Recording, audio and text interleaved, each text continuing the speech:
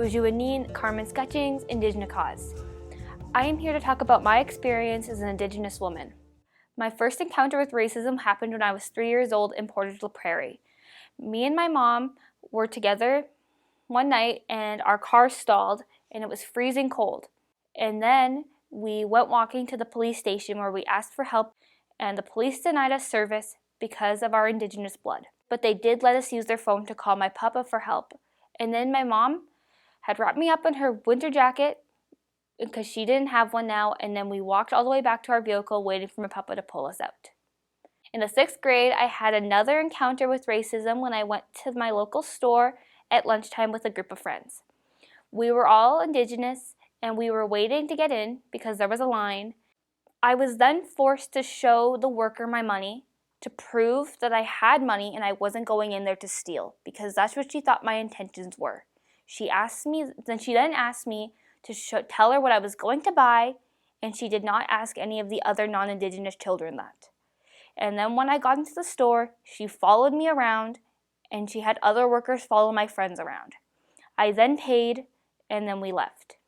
I have been the token Indigenous girl in all of my classes. Any single class I've been in, if we talk about Indigenous studies or we talk about residential schools, everyone always looks at me to see my reaction.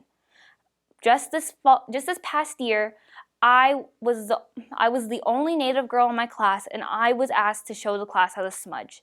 And I was then confused on why did I have to be the example of smudging. I just don't feel like that is very fair, because just because I'm Native, that doesn't mean I know how to do everything.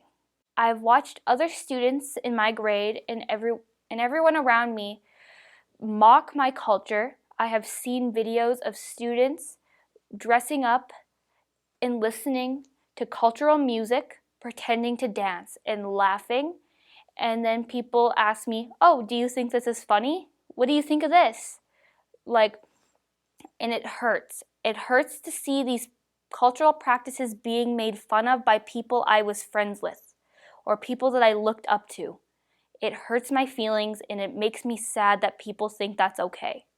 I had a very close friend I was friends with for a long time, and I had a good relationship with her mom, and I had a really good relationship with my friend. And then one day she slept over, and then she left my house, and everything was good until I get a phone call, and she tells me her mom thinks I stole her $100 speaker. And I told her, why would I do that? I don't need a speaker. I would not do that to my friend. I am not like that. And then her mom said, it's because I am Indigenous.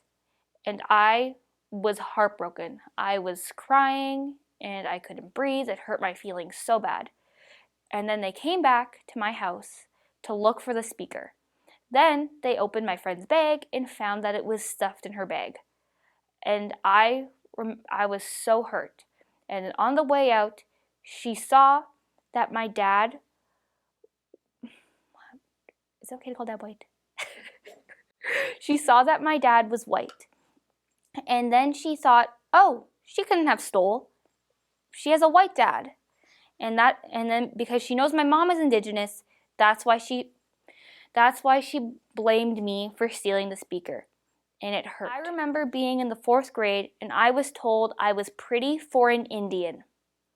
Or hearing people in my class telling me Pocahontas is pretty for a brown girl. And it really hurt because I knew my mom and my family was all brown. And I think they're pretty, so why do people think I'm pretty for an Indian?